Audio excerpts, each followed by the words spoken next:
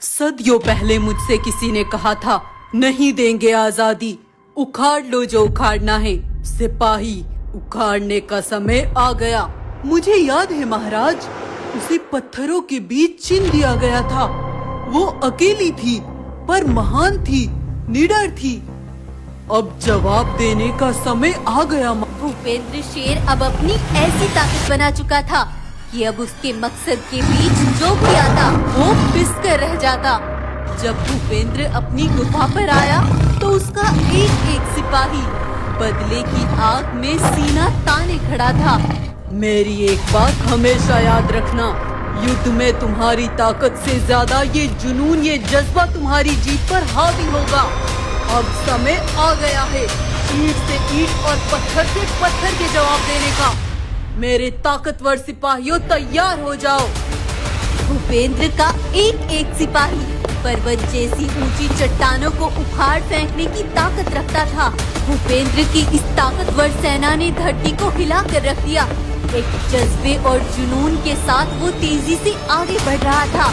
भूपेंद्र की इस सेना और उसके बदले के बारे में जानने से पहले इस कहानी के पहले पहलू को जानना जरूरी है। ये कहानी है कश्यप वन की।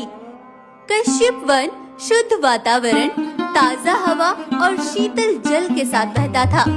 वहाँ के जानवरों का जीवन बहुत साधारण और सुकून में था। लेकिन एक बार एक नाव में बैठकर कुछ विदेशी बाघ उनके जंगल आते हैं और कश्यप वन के राजा बगीरा से मिलते हैं। हम बहुत उम्मीद लेकर यहाँ आए हैं बगीरा महाराज। हमारी आबादी में बाढ़ आ गई, सब खत्म हो गया। अगर आप हमें यहाँ रहने की अनुमति दे दी तो आने वाले कुछ ही समय में कश्यप वन में रहने वाले जंगल के जानवरों का जीवन आसान कर देंगे। लेकिन वो कैसे?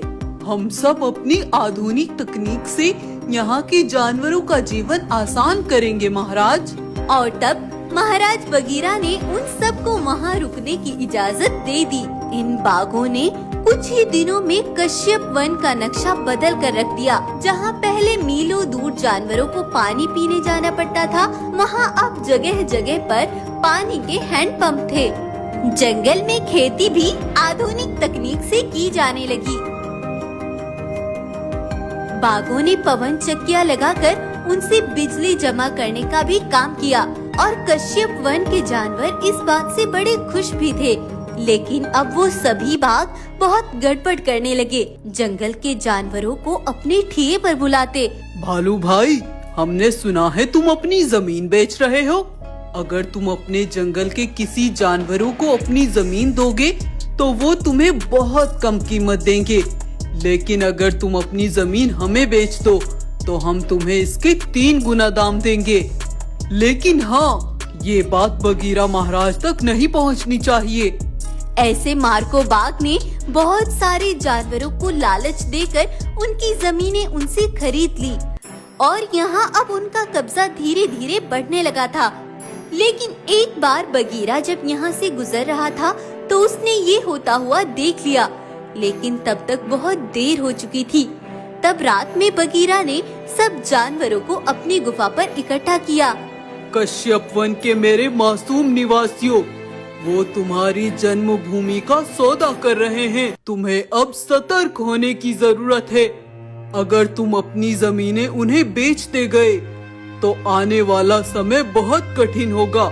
इसलिए मेरा हुक्म है, आज से कोई भी जानवर मार्को बाघ या उसके किसी सिपाही को अपनी जमीन नहीं बेचेगा।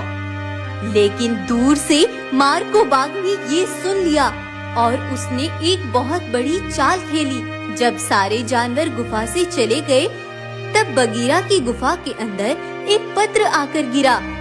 महाराज, हमें मार्को ने काली घाटी पर बंदी बना लिया है। जल्दी हमारी मदद कीजिए।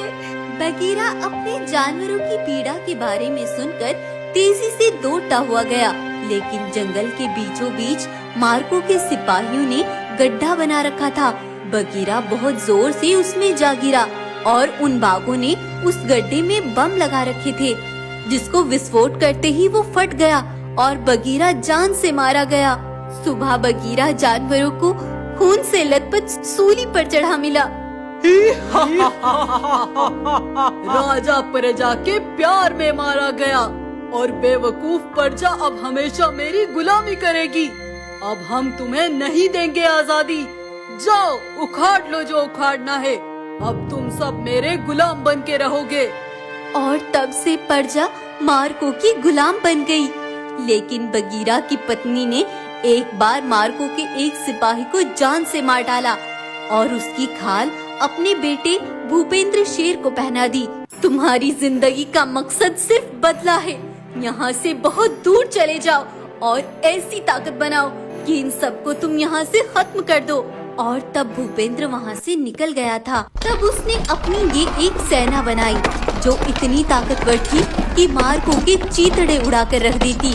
और अपनी इस सेना को लेकर ही आज मार्को बदला लेने के लिए आगे बढ़ रहा था।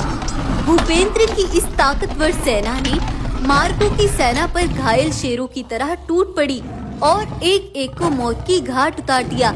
भूपेंद्र ने मार्को के 60 टुकड़े किए और कश्यप वन के द्वार पर टंगा दिया ताकि उसके जंगल पर फिर से कोई नजर न डाल सके।